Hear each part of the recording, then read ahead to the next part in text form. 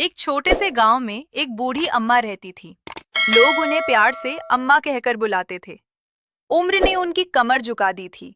आंखों की रोशनी भी कम हो गई थी, लेकिन दिल आज भी मजबूत था। अम्मा की जिंदगी में सबसे बड़ा सहारा थी उनकी दो बेटियां, सीता और गीता। अम्मा बहुत गरीब थीं। उनका गुजारा गांव के बाहर एक छोटी सी झोपड़ी में होता था।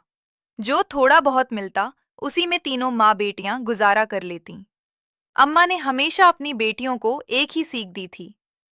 बेटियां, हालात चाहे जैसे हों, इंसानियत और मेहनत मत छोड़ना। दो बेटियां, दो स्वभाव। सीता बड़ी बेटी थी। वह शांत, समझदार और मेहनती थी। घर के सारे काम वही संभालती। पानी भरना, लकड़ियां लाना, माँ की सेवा करना। उसे अपनी माँ से बहुत लगाव था। गीता छोटी थी। वह सुंदर थी, चंचल थी, लेकिन थोड़ी स्वार्थी भी। उसे गरीबी से चिढ़ थी। वह अक्सर कहती, कब खत्म होगी ये गरीबी? मैं ऐसे जीवन में नहीं रहना चाहती। अम्मा चुपचाप सब सुन लेती, लेकिन कुछ कहती नहीं थी। समय का मोड़ एक दिन गांव में एक अमीर व्यापारी आया। उसे गीता पसंद आ गई। उसने शादी का प्रस्ताव रखा।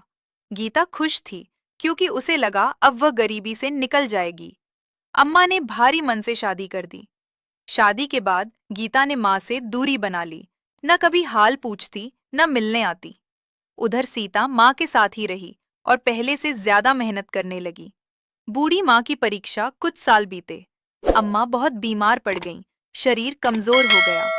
सीता दिन रात उनकी सेवा करती। इलाज के लिए पैसे की जरूरत थी।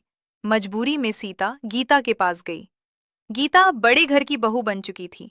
जब सीता ने माँ की बीमारी की बात कही, तो गीता बोली, मेरे पास समय नहीं है, मैं अब उस जिंदगी को भूल चुकी हूँ। सीता की आंखों में आंसू आ गए, लेकिन वह कुछ बोले बिना लौट आई। संघर्ष और आशीर्वाद।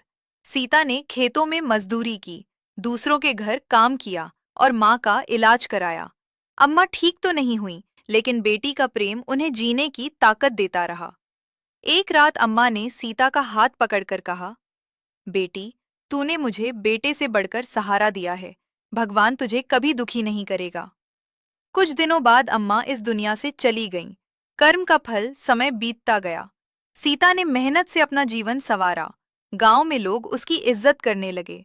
उसे एक अच्छे इंसान से विवाह मिला और उसका जीवन सुखी हो गया। उधर गीता का जीवन वैसा नहीं रहा जैसा उसने सोचा था। धन था, लेकिन सम्मान और सुकून नहीं। एक दिन उसे माँ और बहन की बहुत याद आई। उसे अपनी गलती का एहसास हुआ, लेकिन तब बहुत देर हो चुकी थी।